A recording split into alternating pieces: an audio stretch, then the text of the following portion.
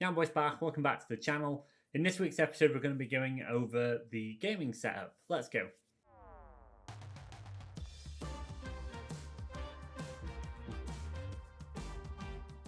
So some of the long-time viewers or my friends in general will know that I've moved around quite a lot in the last year or so. This is the current gaming space. I'm going to walk you through it, show you what I've used, maybe give you some ideas yourself of what you can do in your space. This is currently being used for gaming, photo editing, YouTube content creation. I work from home, so it's also my home office. I'm going to show you how I managed to do all of that stuff in one place.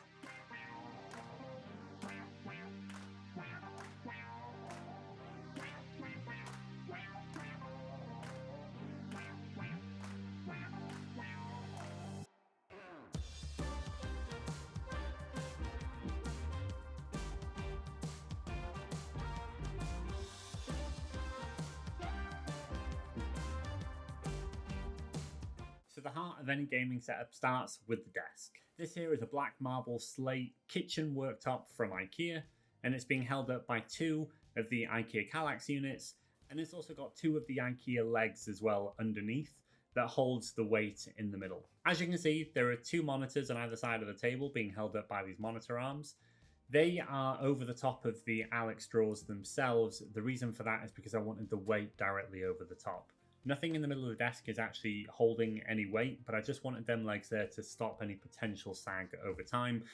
We do both sit on here with our elbows on the desk. It could sag over time. That's just to try and prevent it a little bit.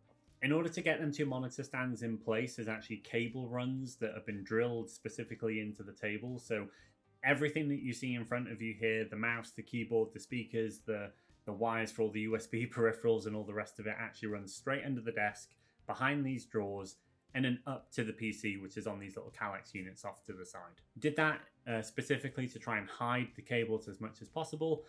Bit of a, kind of clean and tidy kind of guy when it comes to cable management. I do like everything to sort of be, run neatly to its place without, having to see long cables trailing all over the place. There's an LED RGB strip that just runs along the backside that allows the glow to sort of go below and above the desk.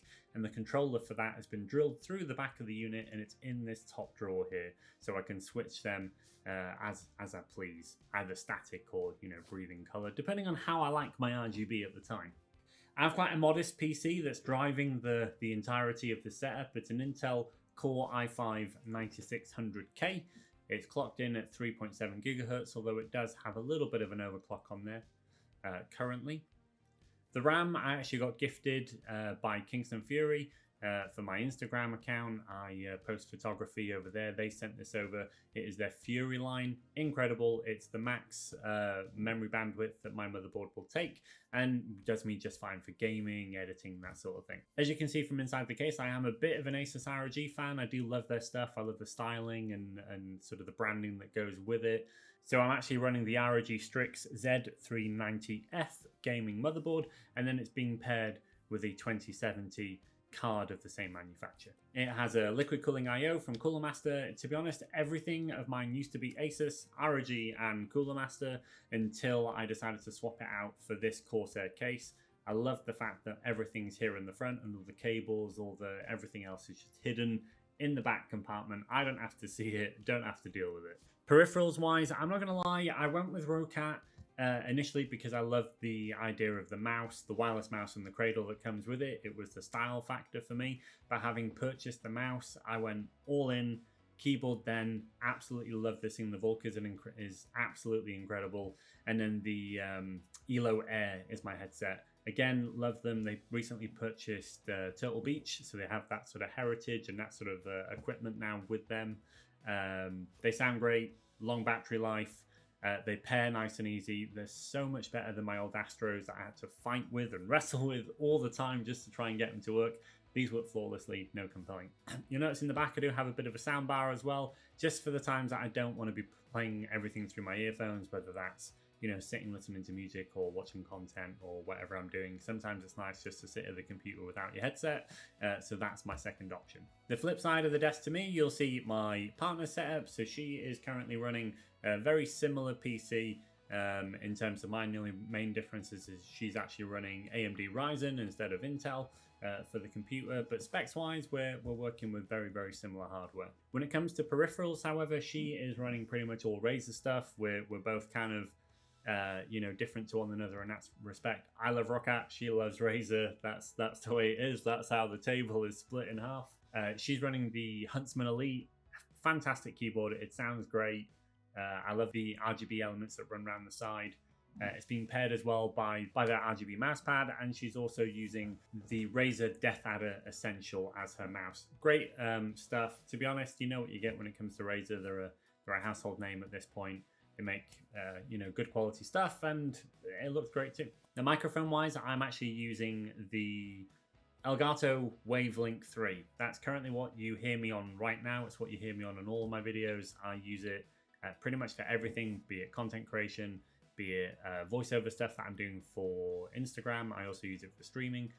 It's incredible. If you want something, you know, to stream with, highly recommend this microphone. It's incredible, and it's made even better by the software that comes with it. Absolutely incredible bit of kit. Check it out for yourself. Really, really good. Helly, however, she uses the Siren Mini from Razer. Nice little microphone. If you go listen to her channel, you can see how that sounds. I think it sounds great, personally. It looks great as well. The only main thing is for the both of us, both of these are on the desk. If we were going to make some tweaks, we'll probably have an arm to bring in the microphones, just to, you know, eliminate some of the... Camera-wise, I'm using Fujifilm XT30 in order to film this. It's also what I take all of my Instagram shots with. It's what I film any reels with. It's also what I stream with as well. Fantastic bit of kit. Helly is also using this as well for her YouTube videos. So if you go and check out her channel, you'll see this in action over there as well in a more sort of gameplay setting. The reason I love this so much is because you can just hook it, you know, straight up to a capture card. I'm using the Elgato capture card straight in here. And then, you know, just beam this straight over. So the two final bits of furniture that we have for the setup is these two Kallax units off to the side, these little 2x2 ones that we have. Basically, we just wanted the computers off the floor. When we initially sort of installed this here, we had to have both computers on the floor. Obviously not good, just because we didn't really want them on the desk. There's limited space on here. We thought it would be a little bit too crammed with having both PCs, you know, sort of on the desk as well. So we opted to move them off to the side. Gives us a little bit of free space over here, and also kind of gets them out of the way. But, you know, they're expensive machines. They're full of RGB. You want them on show. You want to take photos of them every so often. So they're there so I can incorporate them in my shots as well. The extra storage as well is very nice for someone like myself who has a whole bunch of different, you know, photography stuff by now. You know, controllers for your computer, all that sort of stuff that you just want nearby but out of sight. And then that brings me to the background. So when we first moved in, we knew that we were going to be streaming from here. We knew that we were both going to be creating YouTube content. We also both take shots for Instagram. We're both avid collectors. We're both avid gamers. So all of that combined, we needed something behind us that kind of show off a little bit of personality. So we put these RGB strip lights, the curtain lights on the wall, just to kind of give a little bit of depth. There is then a whole bunch of figures. Of course, my Kratos statue, my pride and joy, and as you can see, a whole load more as well. So that is the space. That is exactly where both YouTube channels are ran from, both Instagram accounts, any sort of editing that we do, everything is all done from this one space. We kind of wanted to keep everything to one room and not let it spill out to all of the house, even though we are avid gamers, and this is obviously like a PlayStation setup in the living room and actually upstairs in the bedroom, but we wanted to try and contain a lot of it to this one room. So the next question is, what would I do differently? This isn't going to be the forever setup. This is an interim place while we are looking to move. So this is kind of like a temporary setup. I know, moved a lot. I promise the next one will be it. That'll be it. There are advantages and disadvantages to having a dual setup like this that is completely side by side. The first is, because we're both such avid gamers, then when one person is filming, like now, it limits the other person as to what they can do. Otherwise you would hear all the clicky clack in the background, all of the effing and jeffing and the screaming when you're getting killed in a game and all of that sort of stuff. So it does limit you a little bit.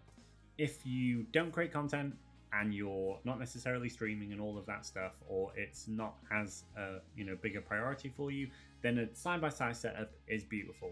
Allows you to sit down with the person that you're with, play games with them, have a laugh. All of that stuff is fantastic. Just from a content creation standpoint, it does make things a little bit difficult. If I was to do things differently, one of the things might be to have them sort of back to back. There are two of my friends actually on Instagram that do this really, really well because they both stream and both make content. That's LittleHelly and Flux Games. They both have sort of a back-to-back setup where they're both sort of facing the walls. And that works beautifully. When one's streaming and the other one's streaming, both the cameras are sort of pointing inwards into the room on an angle, so you don't really see the person behind. And to be fair, because they're so far apart, you don't really hear one over the other either. So that works really, really well. If you're thinking about doing a dual setup, that is, a really good way to go. Side by side again works fantastic. It's just not so great if you're wanting to record at the same time. Obviously, this is just my setup and how I do things. This is also set up for me to be able to shoot toy photography here on the desk with sort of monitors as a background. I've also got this set up for, working from home because I have a laptop set up, where you can just sort of work directly from one of these on the desk. Of course, there are a million different ways that you can set up your gaming room and your space and tailor it to exactly how you want it.